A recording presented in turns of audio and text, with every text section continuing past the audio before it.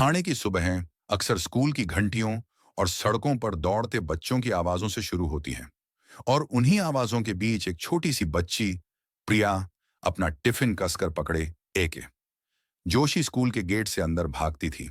कक्षा में बैठकर वह जिस गंभीरता से बॉटनी और साइंस की किताबें पलटती, उसे लगता था कि यह लड़की आगे चलकर लैब कोट पहनने वाली है। घर वालों को भी यही लगता था। बेटी पढ़ेगी, कॉलेज जाएगी, अच्छे अंक लाएगी और कोई ठोस सुरक्षित करियर चुनेगी। पर उसी बच्ची की आंखों में कहीं और की चमक भी थी। स्टेज की, रोशनी की, संवादों की। बीएन बंडोड़कर कॉलेज में दाखिला लेते समय भी उसने अपने भीतर के दोनों स्वरों, विज्ञान और रंगमंच को साथ रखा। कॉलेज के नाट्य मंच पर जब उसका पहला अभिनय हुआ, तो देखने वालों ने नोटिस किया कि इस लड़की की आवाज में सच्चाई है और उसकी आंखें किरदार की रूह तक पहुंच जाती हैं। बाद में निर्देशक संदीप जुवटकर के साथ वंदे मातरम जैसे नाटक करने का मौका मिला और वहीं से प्रिया ने समझ लिया कि उसकी पढ़ाई उसे अनुशासन देगी, पर उसकी आत्मा का घर मंच पर है। उस समय किसे पता था कि यही मंच उसे करोड़ों दर्शकों के दिलों तक पहुंचाएगा। टेलीविजन की दुनिया में उसका पहला बड़ा पड़ाव था मराठी धारावाहिक या सुखानोया। वह कोई भव्य लॉन्च नहीं था, न दरवाजे पर कैमरों की कतार, न अखबारों की सुर्खियां। पर प्रिया के लिए वही सबसे बड़ी परीक्षा थी। सेट पर समय पर पहुंचना, संवादों को कई बार पढ़ना, एक टेक खराब होने पर खुद से खफा हो जाना, ये उसकी रोजमर्रा की आदतें थीं। धीरे धीरे उसने 4 दिवस सासूचे जैसे शो में काम किया और निर्देशक लेखक उसे एक भरोसेमंद अभिनेत्री की तरह देखने लगे। हर नए सेट पर पहुंचकर वह सबसे पहले तकनीशियनों से परिचय करती, lightman, spot boy, makeup artist और सबको नाम से पुकारती। यही सादगी उसकी पहचान बनती चली गई। मराठी गलियारों में उसका नाम फैल रहा था और ठीक उसी वक्त हिंदी टीवी ने उसकी दस्तक सुनी। कसम से मैं विद्या बाली का किरदार। इस रोल ने उसे एक बड़े दर्शक समुदाय से मिलवाया। कैमरे के सामने उसकी नपे तुल्य भाव, सहज संवाद डिलीवरी और आंखों की गहराई ने दर्शकों को बांध लिया। फिर आया वह मोड़ जिसने प्रिया को घर घर का नाम बना दिया। पवित्र रिश्ता। वहां वह वर्षा थी, अपनी कमजोरियों, प्यार, गलतियों और मोचन की तलाश के साथ। यह कोई सपाट एक रेखा वाला किरदार नहीं था। उसमें मानवीय परतें थीं और प्रिया ने एक एक परत को इतने संयम और साहस से निभाया कि दर्शकों ने उसे परिवार की तरह अपना लिया। सेठ पर उसकी सहकर्मी उषा नाडकर्णी अक्सर कहा करती कि यह लड़की भीतर से बहुत शांत है, कम बोलती है, पर बोलती सच है, हंसती है तो मन से हंसती है और सीन खत्म होने पर भी सेट पर सबके साथ खिलखिलाती रहती है। बरसों बाद जब वक्त ने बेदर्दी दिखाई, उषा जी ने उसी शांत स्नेही प्रिय को याद करते हुए आंसू संभालते हुए कहा, उम्र ही क्या थी उसकी जाने की, वह तो मजबूती से जूझ रही थी। सहकलाकार अनुराग शर्मा, जो शो में उसके ऑन स्क्रीन पति थे, ने भी अविश्वास में भरी आवाज में कहा कि इतनी प्यारी इंसान और अच्छी अभिनेत्री। खबर पढ़कर यकीन ही नहीं हुआ। यह वही परिवार था जो शूटिंग के दिनों में उसके साथ सुबह की चाय से लेकर देर रात की रीडिंग्स तक बांटता था। और यही लोग उसकी सबसे सच्ची गवाही बने कि प्रिया कैमरे से पहले इंसान थी और इंसान बहुत अच्छा। टेलीविजन की वैरायटी ही उसकी असली परीक्षा थी। एक तरफ वह बड़े अच्छे लगते हैं में छोटे पर असरदार रोल कर रही थी। दूसरी ओर साथ निभाना साथिया में भवानी राठौड़ जैसी प्रखर नकारात्मक भूमिका। भवानी में उसकी आंखों की ठंडक, शब्दों का कटाक्ष और शरीर की नपीतुली भाषा ने दर्शकों को चौकन्ना कर दिया। काम के बीच उसकी निजी दुनिया धीरे धीरे बेहद खूबसूरती से बुनी जा रही थी। एक पार्टी में मुलाकात हुई। शांत स्वभाव के, विचारों में ठहराव वाले अभिनेता शंतनु मोघे से दोस्ती शुरू हुई और दोस्ती ने समय के साथ वही रास्ता चुना जो दो दिल चुनते हैं।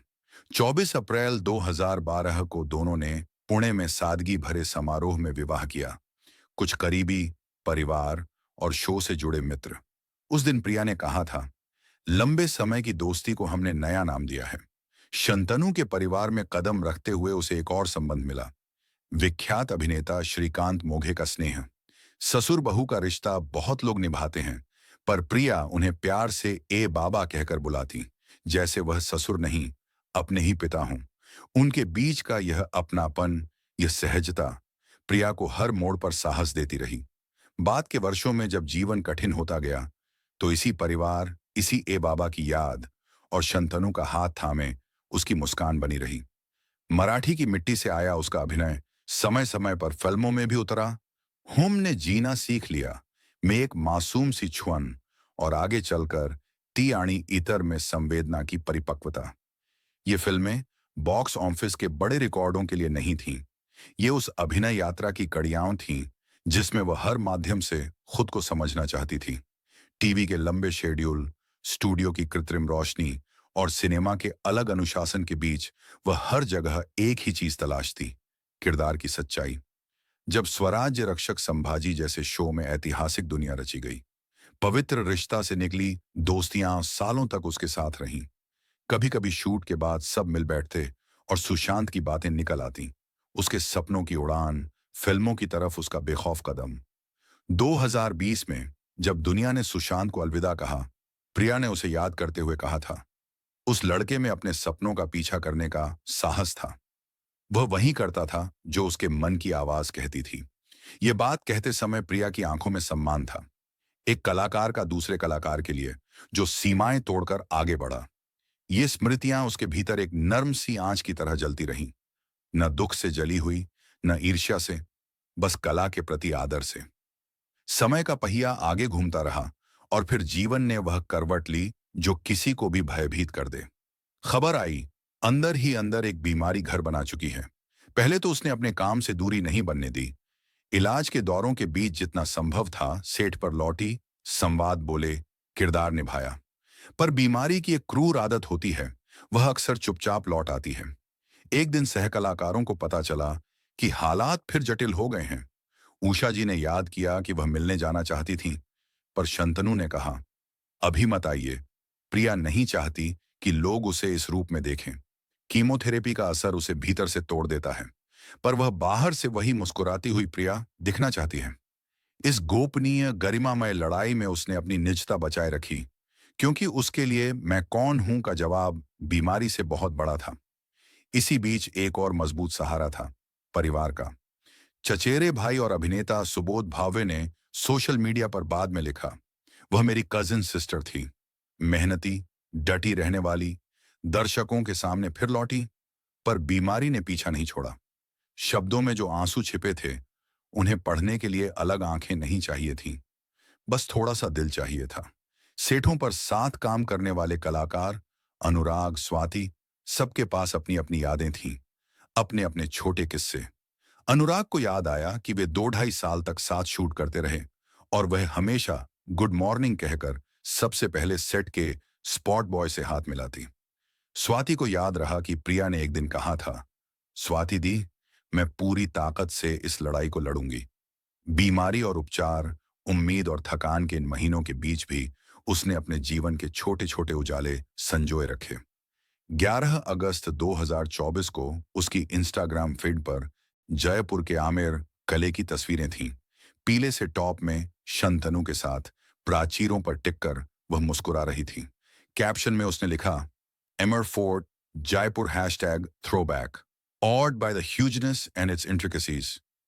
यह कोई भव्य विज्ञापन पोस्ट नहीं थी, यह अपने जीवन के बीते सुंदर पल को पकड़ लेने की एक कोशिश थी, जैसे कोई हवा में उड़ती पतंग की डोर को उंगलियों में लपेट कर रख ले। और वास्तव में वह पोस्ट आज भी उन लोगों के लिए डोर बन गई है जो उसे याद करते हैं। एक साफ खिलखिलाती याद जिसे बीमारी की परछाई भी धुंधला नहीं कर सकी। 31 अगस्त 2025 की सुबह मीरा रोड के घर में घड़ी ने 4 बजाए और जीवन की टिक टिक वहीं ठहर गई। खबर जैसे ही बाहर निकली, टीवी इंडस्ट्री के व्हाट्सएप ग्रुप्स में सन्नाटा फैल गया। कुछ ने तुरंत कॉल मिलाया, कुछ ने पुराने फोटो ढूंढे, कुछ ने बस चुप होकर एक लंबी सांस ली। अखबारों ने बताया कि वह 2 वर्षों से अधिक समय से कैंसर से जूझ रही थी। कुछ पल उम्मीद जगी, वह फिर मुस्कुराई, फिर काम पर लौटी, पर बीमारी ने अंततः उसके शरीर को थका दिया। उम्र सिर्फ 38, पर क्या जीवन की लंबाई से उसकी गहराई मापी जा सकती है? उसके चाहने वालों ने कहा, नहीं, उसकी सबसे बड़ी पहचान उसके निभाए किरदार नहीं, बल्कि वह तरीका था जिससे वह हर दिन को जीती थी। काम पर जाते हुए लाइटमैन को नमस्कार कहना, मेकअप रूम से बाहर निकलते हुए को एक्ट्रेस को थमा देना कि आज की कॉफी मेरी तरफ से, और रात को घर लौटकर माँ से बात करते हुए हंस पड़ना। यही छोटी छोटी आदतें मिलकर किसी इंसान की बड़ी तस्वीर बनाती हैं। आज प्रिया की कहानी को पलटते हैं तो शुरुआत में विज्ञान की किताबों के बीच बैठी वह लड़की दिखती है जो सोचती थी कि शायद बॉटनी में रिसर्च करेगी। फिर वह स्टेज दिखता है जहां पहली बार उसने वंदे मातरम में डायलॉग बोला और अपने ही दिल की धड़कनें सुन ली। फिर टीवी के सेट जिनमें कभी घरेलू ट्रैक चलता है, कभी ऐतिहासिक युद्ध, कभी कोर्ट रूम, तो कभी कॉमेडी का हंगामा। हर सेट पर प्रिया एक सी रहती, संयमित, तैयार, सतर्क। लोग पूछते, तुम्हारा मेथड क्या है? और वह मुस्कुराकर कहती, मेथड इतना है कि जो लिखा है उसे सच बोलना है। यही कारण था कि वर्षा से भवानी तक, विद्या से छोटी सी ज्योति मल्होत्रा तक, वह हर जगह सच सुनाई दी। श्रीकांत मोघे के साथ उसका रिश्ता भी वैसा ही था, दिखावे से दूर, अपनापन से भरा। ए बाबा पुकार कर वह जैसे अपने भीतर की बच्ची को जगाती और ससुर मुस्कुराकर उसे आशीर्वाद देते। यह प्रेम, यह छाया, यहीं से वह हर लड़ाई की शुरुआत करती थी। मराठी और हिंदी दोनों संसारों ने उसे अपनाया। कला जीवन को अर्थ देती है और जीवन कला को। प्रिया ने दोनों के बीच एक पुल बनाकर रखा। कभी वह कैमरे के सामने खड़ी होती तो लगता जैसे कोई सूती साड़ी हवा में डोल रही है, और कभी वह घर की खिड़की से बाहर देखती तो लगता जैसे किसी किरदार के भीतर उतर रही है। उसने अपने हिस्से की धूप छाह दोनों को ऐसे ओढ़ा कि कोई शिकवा उसके चेहरे तक पहुंच ही नहीं पाया। यही वजह है कि उसके जाने पर भी उसकी कहानी के पन्ने हल्के नहीं पड़ते। वे उतने ही मुलायम, उतने ही गहरे रहते हैं जितने उसके जीते जी थे। कहानियां तब पूरी नहीं होती जब आखिरी पन्ना पलटता है। वे तब पूरी होती हैं जब उनमें से निकलकर हम अपने जीवन में कुछ बचा लेते हैं।